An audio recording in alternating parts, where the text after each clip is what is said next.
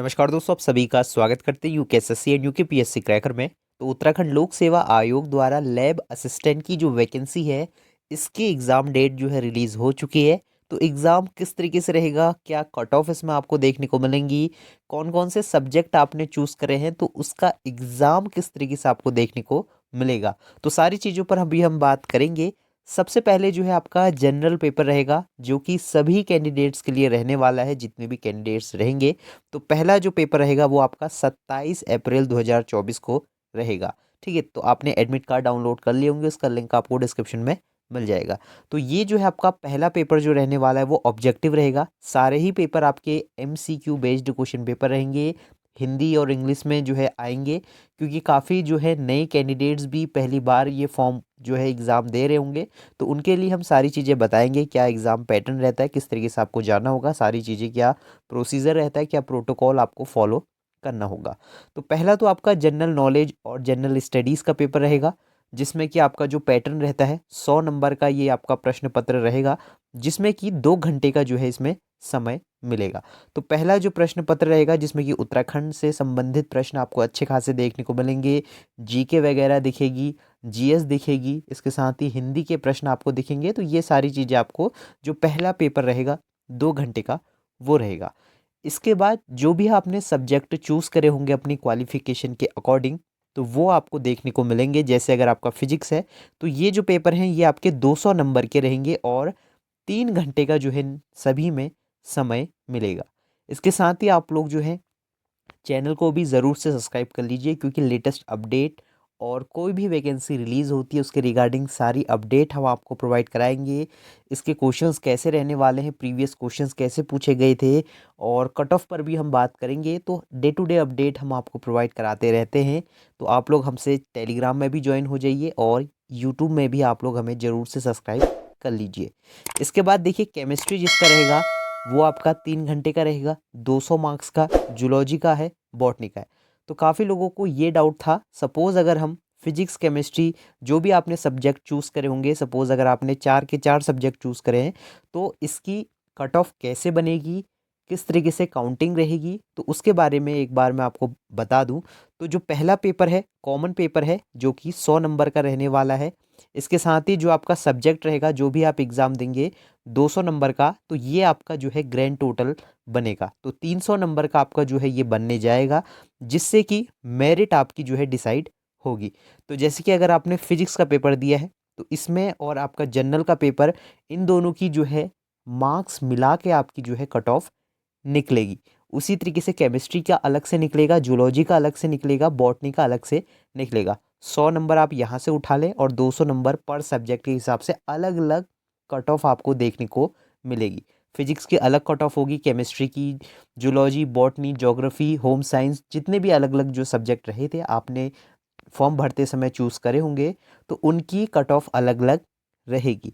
जो भी आप एग्ज़ाम देने जाएंगे, सपोज़ अगर आप फिजिक्स और केमिस्ट्री का देने जाते हैं, तो उन्हीं की कट ऑफ रहेगी। अगर आप सपोज़ नहीं जाते, जूलॉजी अगर आपकी अच्छे से तैयार नहीं हुई है, तो आप नहीं जाते, तो उसके मार्क्स नहीं जुड़ेंगे। ठीक है, तो यहाँ पे आपका इस तरीके से ये पैटर्न रहेगा।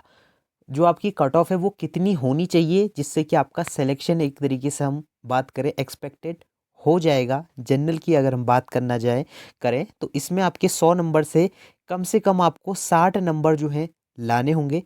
ठीक है, 60 नंबर अभी हम जनरल और अदर कैटेगरी में 1-2 नंबर ऊपर नीचे होगा, तो वो आप देख लें।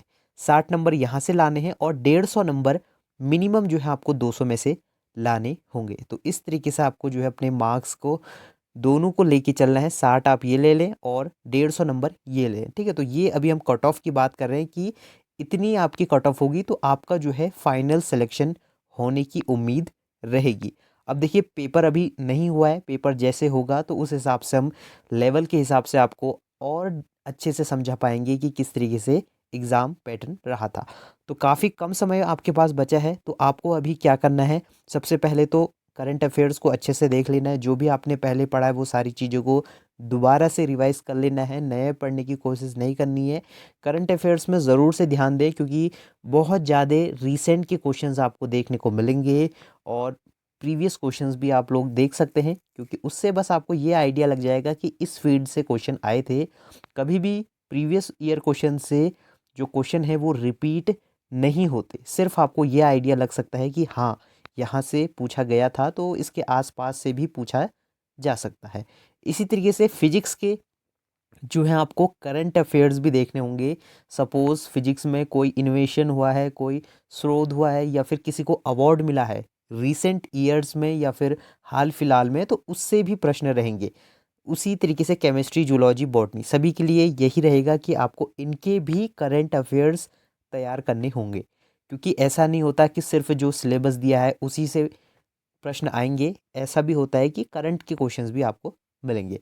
तो ये आपने पैटर्न देख लिया। ये सभी जो है 3 घंटे की परीक्षा आपकी रहेगी, जहाँ भी आपका एग्ज़ाम सेंटर रहने वाला है। जब आप एग्ज़ाम हॉल में जाएंगे, सबसे पहले आपके पास आधार कार्ड होना चाहिए। आपके पास ये पूरा जो है एडमिट कार्ड होना चाहिए, जिसमें कि आपकी फ़ोटो और ये सारी चीज़ें दिखनी चाहिए। तो इसमें आपकी सबसे पहले तो वहाँ पे वीडियोग्राफी होती है, फ़ोटोग्राफी होती है। उसके बाद सिर्फ आपके हाथ में एक पेन होनी चाहिए, ठीक है। तो एक पेन हो और कुछ भी आपका सामान आपके पास नहीं होना चाहिए। फ़ोन वगैरह जो है बाहर ही सबमिट हो जाते हैं, ठीक है। तो आप लोग जब आपका एग्ज़ाम रहेगा उससे पहले पहुंच जाएं।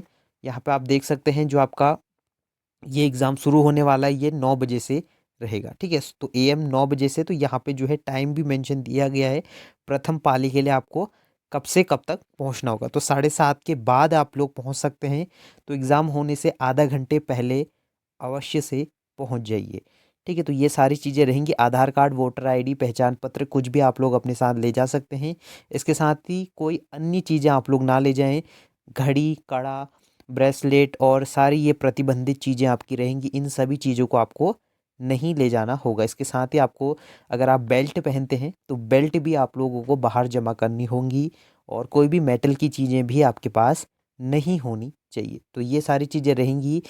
तो सभी को ऑल द बेस्ट इस एग्ज़ाम के लिए। और कोई भी वैकेंसियाँ आती हैं उसके बारे में हम चर्चा करते रहेंगे, आप लोग तैयारी करते रहें।